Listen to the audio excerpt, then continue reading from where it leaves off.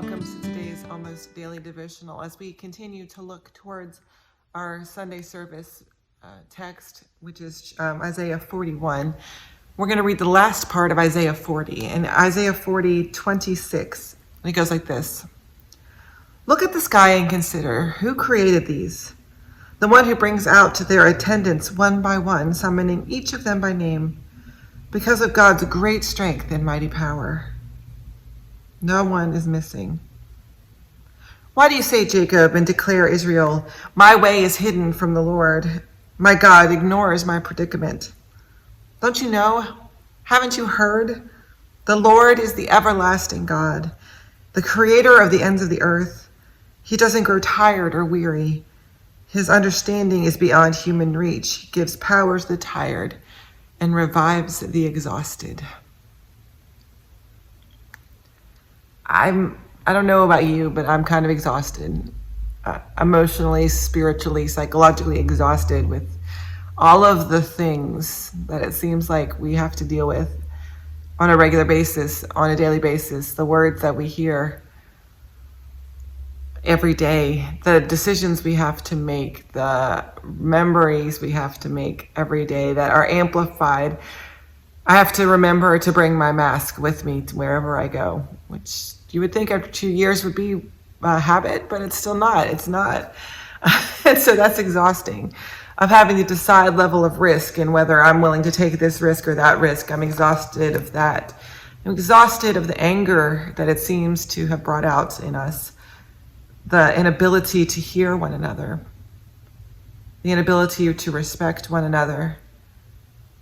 I'm exhausted by our inability to realize the limitation of our own knowledge, of the idea that we can do research in 30 seconds on Google. I'm exhausted. And God sees our exhaustion. God speaks to our exhaustion in this passage and says that I'm the God who creates, not the God who wearies. He says, God says, look at all the trees. I created those. I made those. Look at all the birds. I created those too. Look at the worms on the ground. Look at the fly that has a one-day lifespan. I created that one, and I'm going to create another one tomorrow.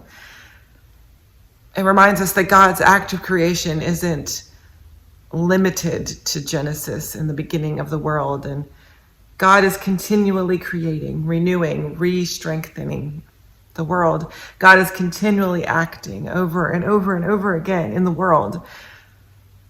And so while we're exhausted, God isn't. While we're exhausted and tired and frustrated and weary and carrying heavy burdens, God acts in the midst of that. And I wonder if when we acknowledge our burdens, when we acknowledge we're exhausted, when we acknowledge that we've come to the end of our ropes and we can't continue to live life this way, that if we chose to participate in an act of creation instead of giving up and stopping, what that might look like. So normally when we're exhausted, what we do is we collapse. We fall down, we lay on the couch. Well, I do. Lay on the couch and watch TV and read a book maybe and drink some wine and eat some chocolate, and I'm exhausted, right? Like this is going to renew me. And what I always find inevitably is that the act of renewing comes maybe after I've wallowed a little bit. I give myself permission for that. But the act of renewing comes when I participate in God's creation, when I join into the act of creation and I find a new purpose or a new source of strength and renewal.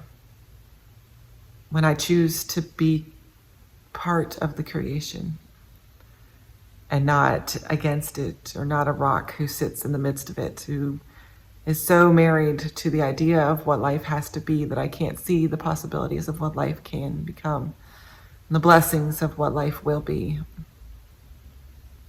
And so where are you in the exhaustion? Where do you hear God speak? And are you choosing to be part of a new creation, a new possibility, a renewing spirit? God bless.